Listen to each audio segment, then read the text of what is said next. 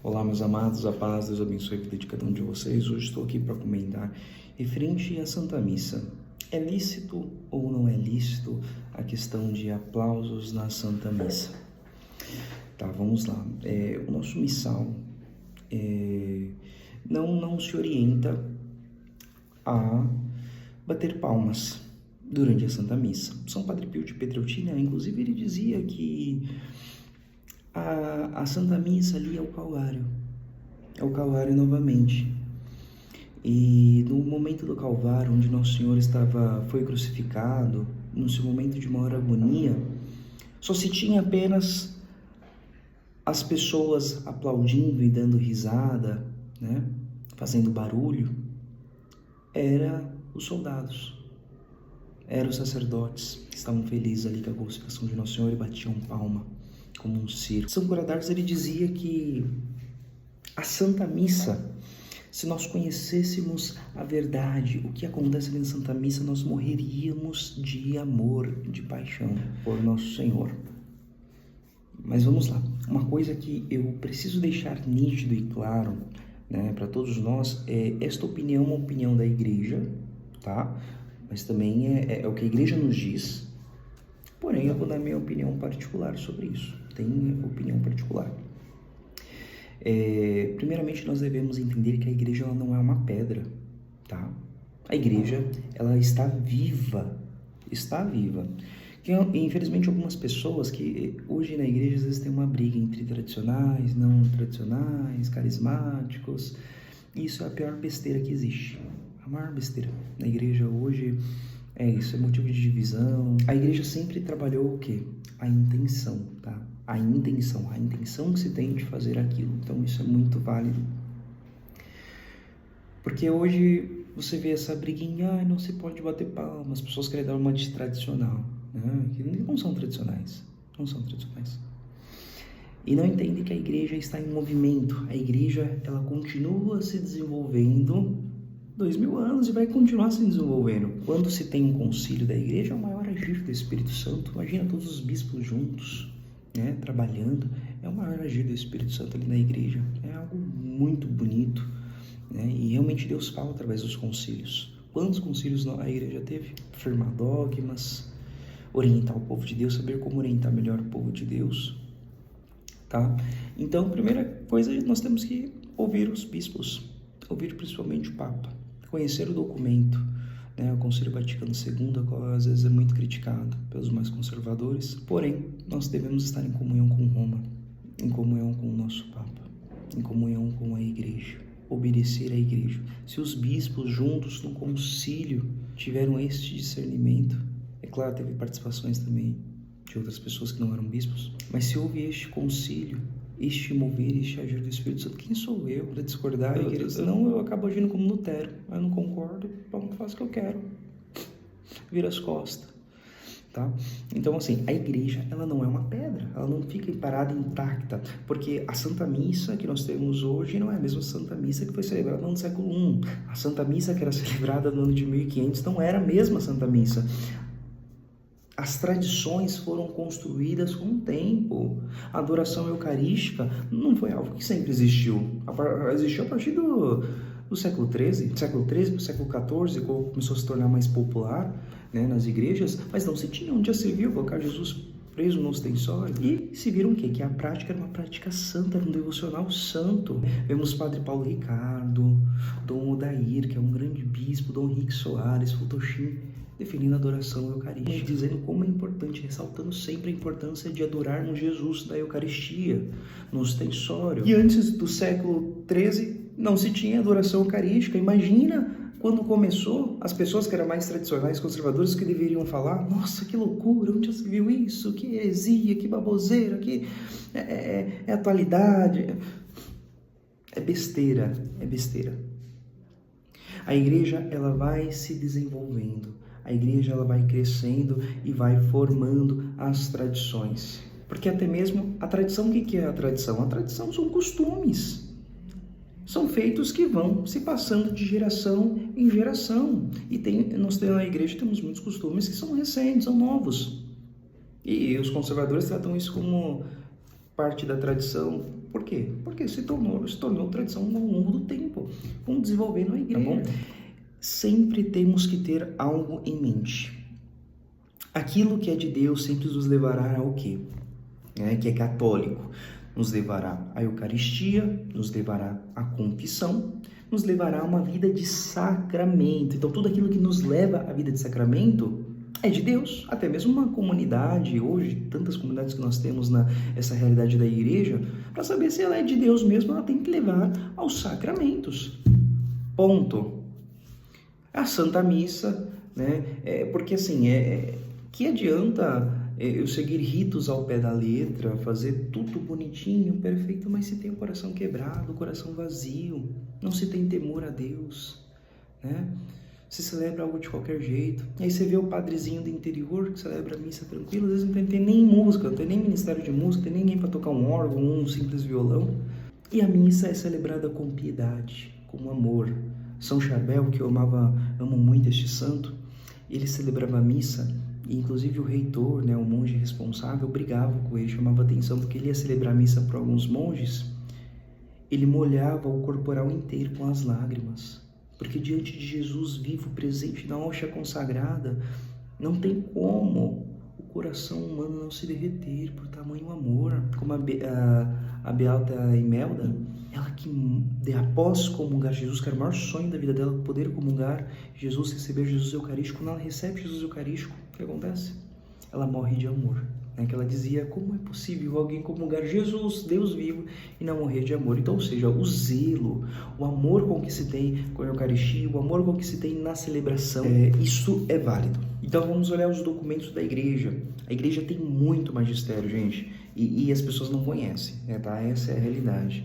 Porque assim, até mesmo eu não conheço nada, sou um zero à esquerda aqui, porque se eu for ler todos os documentos, magistérios da igreja, dos papas, bispos, vamos ficar aqui 2, 4 anos lendo tudo e não vamos conseguir chegar até o final. Não vamos conseguir ler tudo, fazer por completo a leitura desses documentos, tá? Porque é muito extenso, é muita coisa. E após o Sacrosanto Concílio, que é assim que é chamado o Concílio Vaticano II, após o Concílio Vaticano II houve alguns documentos que foram criados, tá?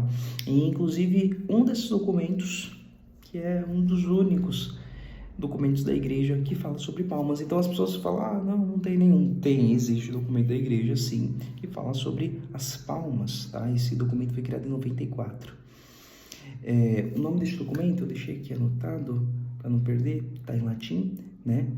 Varietates Legitima.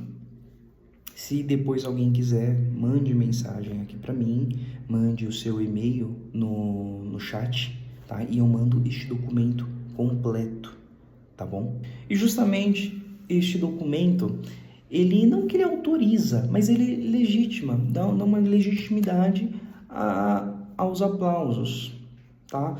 Não que seja de forma bagunçada, tá? Vamos ler juntos esse documento para nós entendermos, tá? Porque, assim, muita coisa na igreja vai ter o quê? Cultura. Muita Santa Missa, por exemplo, as pessoas que odeiam palmas, que fazem essa loucura, se forem numa missa africana, vocês vão ver palmas. Durante o canto do salmo, na Santa Missa, eles batem palma 3 vezes, representando em honra a Santíssima Trindade. Tem a intenção de adorar Nosso Senhor, que o maior objetivo, a Santa Missa, é o maior culto de adoração da igreja. Então não está contra conformidades, é claro, é algo diferente, mas é cultural, tá? É cultural. E aí você vai falar para mim, mas nós não temos que ceder às culturas. Não é assim, com a cabecinha pequenininha que a gente pensa, tá bom? Não é assim, porque se fosse para nós pensarmos assim, seria como o Concílio de Jerusalém. Quando os discípulos começaram a levar a boa nova, a converter, várias pessoas começaram a aderir à adesão ali da fé nova em Nosso Senhor Jesus Cristo, algo muito recente, e São Pedro já queria circuncisar todo mundo. Não, os homens têm que se fazer circuncisão. E aí São Paulo falou, não, mas não há necessidade, porque a circuncisão ela foi substituída, tem um batismo, né? Enfim, houve todo o concílio final e depois foi visto que realmente não havia a necessidade, não era essencial. as pessoas novas, adeptas de outras culturas chegando aqui, até mesmo porque nós temos muitas coisas que vieram de outras culturas na nossa igreja. A contemplação, o Santo Terço, o Santo Rosário, né? As meditações, se citar, isso já existia em outras denominações, né? Em outras culturas. Então, não que a igreja copiou, mas se veio aquilo que era bom e viu aquilo que era agradável a Deus, houve esta junção, e para nós se tornou tradição. Foi se passando de gerações em gerações, se manter essa tradição, porque é uma tradição boa, uma coisa santa, uma coisa agradável a Deus, uma coisa que não vai tirar a dignidade, né, da Eucaristia, algo que não vai tirar a dignidade dos sacramentos, é algo que não vai tirar a dignidade dos preceitos, não vai mudar em nada, inclusive vai acrescentar. Então, a partir do momento que houve o Concílio Vaticano II, as documentações, não se houve uma alteração, mas sim uma complementação, vamos usar este termo, tá? Ser obedientes à igreja, sermos fiéis, de uma forma mais obediente. Vamos lá, eu estou aqui com um PDF aberto no documento número 42, tá bom? Do Veritatis Legitimae. Entre alguns povos, o canto é instintivamente acompanhado por palmas balançando e rítmica e movimentos de dança por parte dos participantes. Tais formas de expressão externa pode ter um lugar nas ações litúrgicas desses povos, com a condição de que eles são sempre expressão da verdadeira oração comunitária de adoração. Só para nós contextualizarmos aqui. Não é condenável as palmas de uma forma aleatória. Em si nós estamos falando do quê? Por exemplo, inclusive, acho que isso ali é importante citar, ainda bem que eu lembrei. O missal, ele pede, ele não tem uma orientação direta para os fiéis. É claro que não é porque não proíbe, quer dizer que é liberado, autorizado. Não podemos ter essa mentalidade. Mas o missal, também ele diz que o povo deve obedecer o padre, deve seguir o padre. Bom, se o padre está puxando palmas ali no Glória, no canto de entrada, está cantando, né? Pede para bater palma, qual o motivo de não bater? Ainda mais se for assim, vamos lá, voltando. Se for algo que é cultural da localidade. Tem dia que no Brasil nós temos esta cultura, felizmente ou infelizmente. Temos esta cultura. Então, e isso é respeitado pela igreja. Isso é respeitado pela igreja, tá? Então, aqui está falando das palmas no sentido de, por exemplo, tá cantando uma música, e a pessoa vai seguindo o ritmo da música, tá? Não é que tá batendo palma. E outra coisa, a Santa Missa, ela é vida. Estamos celebrando ali Nosso Senhor passando pelo Calvário, a morte. Mas ao mesmo tempo ali que nós começamos a agonia de Nosso Senhor, o horto, a paixão de Nosso Senhor, também celebramos a ressurreição de Nosso Senhor. Toda a Santa Missa celebramos a Páscoa, mas toda a missa celebrada a Páscoa de Nosso Senhor é motivo de alegria, de júbilo. Sábado de aleluia, o que a gente faz? Festa, a gente faz festa. A liturgia, ela é linda, é maravilhosa, ela celebra uma festa ao Nosso Senhor. Nosso Senhor está vivo, Ele ressuscitou. Então não é um negócio também de tristeza. A Santa Missa não é um lugar de tristeza, não, onde nós temos que ficar ali chorando, desolado, em pânico. Não é isso. Mas é um lugar solene, de respeito. E vemos quantas missas que temos padres carismáticos e celebram a missa piedosamente. Muito, muito piedosos. Muito piedosos, muito sábios em suas homilias, né? Celebram com respeito, e missas tradicionais. Muitas missas celebradas por padres carismáticos, assim, eu digo que padre carismático é padre que gosta de cantar, né? Tem umas coisas outras que os conservadores já não gostam, né? Na verdade é uma missa que não é celebrada em latim, ponto. Vamos ver padres com todos os paramentos litúrgicos. Nossa, coisa perfeita. O altar impecável, celebração, o uso do turíbulo, né? Os coroinhas, o corpo litúrgico todo completo, uma celebração piedosa, o zelo pela Eucaristia do padre, do celebrante. Então, o missal, ele diz o quê? Que nós devemos obedecer, imitar o padre. Então, se nós temos que estar em comunhão com o sacerdote celebrante, o presidente da celebração, então, se esse padre bate palma, nós podemos bater palma. Se ele não bate palma, não precisamos bater palma. E, claro, vai de acordo com a comunidade, aquilo que o povo está acostumado. Então, para não ficar essa guerrinha, né? Porque, por exemplo, nós vamos para uma diocese, temos dioceses que todos os padres batem palma. Temos dioceses que já não são tantos. E o que isso difere? Isso vai mudar alguma coisa? E tem gente que fica na Santa Missa olhando se o outro está batendo palma, você não tá vivendo sua fé. Você está sendo escrupuloso. Você não está vivendo a tua fé. Não está vivendo ali, celebrando a Eucaristia, adorando a Eucaristia. O culto maior da nossa igreja, da nossa fé, é a Eucaristia, celebrando, e você não está participando direito, porque fica olhando se fulano tá de mãozinha, se fulano tá batendo palma, se ele faz vênia, se não faz vênia, enfim, tá? Então, assim, o que este documento diz? É permitido de acordo com a cultura, de acordo com a localidade, de acordo, mas dentro deste concílio, em comunhão com o sacerdote, em comunhão com a igreja. Tá? Então não confunda. Salatiel, você é a favor de palmas na Santa Missa? É contra? Para mim isso difere. Porque nós não fugimos do essencial, meus amigos. Não fugimos do essencial, irmãos. A Eucaristia. Esse é o mais essencial de tudo, a liturgia. Pode ser do padre mais pecador ou padre mais santo. A partir do momento que ele levanta, estende as mãos sobre a espécie do pão e do vinho, meu irmão, ali é Jesus Eucarístico, a Eucaristia. O que compete a nós é rezarmos, participarmos bem da Santa Missa, ouvirmos a homilia, participar de todos os momentos, desde da primeira parte da Santa Missa, desde a segunda parte da Santa Missa, a oração eucarística. E vamos aqui, continuando no parágrafo 42, depois de nós termos lido que a expressão da verdadeira oração comunitária de adoração, oferecendo louvor e súplica, e não de uma simplesmente performance, ou seja, os atos, eles estão intrinsecamente ligados à nossa oração. É a mesma coisa como um outro assunto que é muito particular também, na orações particulares em línguas. Não sei se você que está vendo é adepto ou não, se concorda ou não, isso também não importa. Mas que esteja ligado à sua oração, à sua intenção, tá? Então, nós não estamos falando de uma Santa Missa que é bagunça, que é baderna, que é algo aleatório, o pessoal fica batendo palma sem saber o que está acontecendo, não.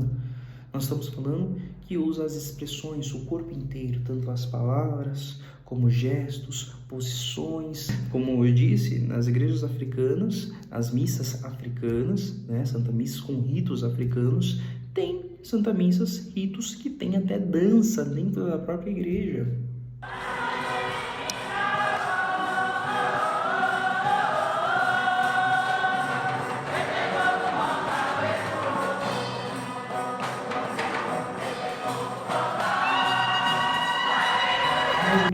É algo diferente para mim. Eu não estou acostumado com isso. Minha realidade aqui no Brasil é outra. Mas é algo lindo. É algo lindo. Você vê, é algo lindo. Você vai se assustar. É diferente.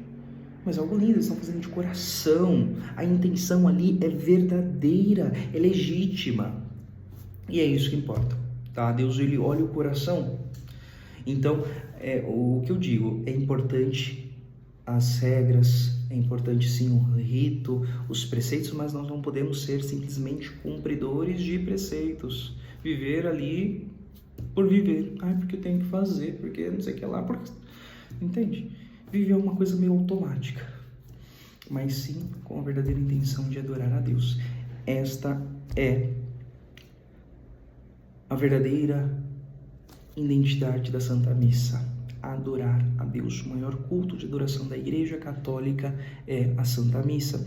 Por isso, então, foque em participar bem da Santa Missa e não ficar olhando o outro, o que faz, o que não faz, o que deixa de fazer, o padre que faz.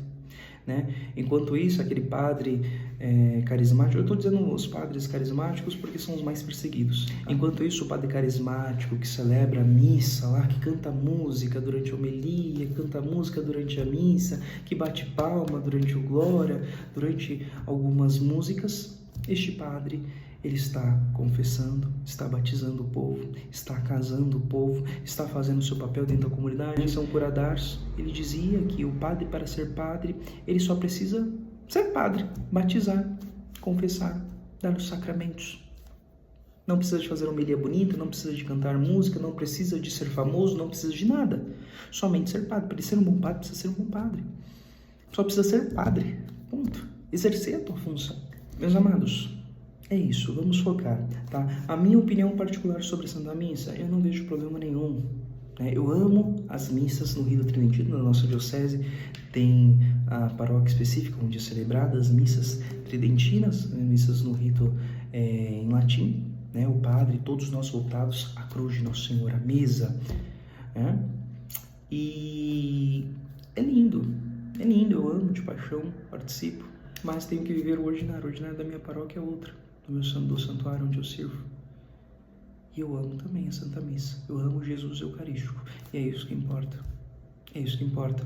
Tá? Durante a Santa Missa, é claro, tem algumas coisas que eu acho que... É que assim, o próprio sacerdote vai vendo que não convém. E o povo também, é claro, com noção. Por exemplo, a primeira parte, onde se é a leitura. Vamos ouvir o verbo. Eu acho que não tem problema, um canto de entrada, uma música ou outra, de forma rítmica, como diz o documento, né? Acompanhando a música, todo mundo, porque a ideia da música é o quê? É o pessoal entronizar na liturgia. O objetivo do Ministério de Música, se tem um Ministério de Música durante a Santa Missa, é o quê? Que o Ministério de Música ajude o povo a participar melhor da liturgia, a louvar Jesus de uma forma mais bonita, mais agradável, perfeita, que o pessoal, através da música que tem a ver com a liturgia do dia, que condiz com o Evangelho, ele vai entendendo melhor a Santa Missa, ele vai sintonizando, participando melhor da Santa Missa. Esse é o objetivo do Ministério de Música dentro de uma igreja. Então, assim, eu creio que um canto de entrada, um glória... Não tem problema algum, uma aclamação do Evangelho, não tem problema algum. Tá? Agora, talvez o que não daria, inclusive não tem, é raro, poucos lugares que você vê hoje em dia, o canto do santo, o canto bater palma, que ali já é parte ali do sacrifício. Nosso Senhor, Ele está ali no Calvário, Ele está ali na cruz, derramando o coração ali, saindo sangue e água, derramando por nós com sua verdadeira misericórdia. Ali é um momento de adoração, de contemplação, de silêncio, né? Absoluto. Ali eu acho que não convém, né? Bater palmas, ficar aplaudindo, e ainda mais se for de uma forma não rítmica, né? Vamos lá, né? Respeitando sempre os documentos da igreja e as culturas. Então, a partir da oração eucarística, eu acho que já não convém mais bater palma, né? Não acho... Né? Eu acho que até você mesmo... nós entramos em consenso com isso, a maioria. No santo, batendo palma, comunhão, batendo palma, nossa comunhão, um momento de oração, né? Um momento de reflexão, ação de graças, adorar nosso Senhor. Bom, mas é isso. Deus abençoe você, espero que eu possa ter ajudado um pouco. E lembrando, quem quiser este documento, mande mensagem no meu direct, né? No campo de mensagens, manda o e-mail lá, e aí eu mando o documento completo para você. Tá bom? Deus abençoe a sua vida sempre.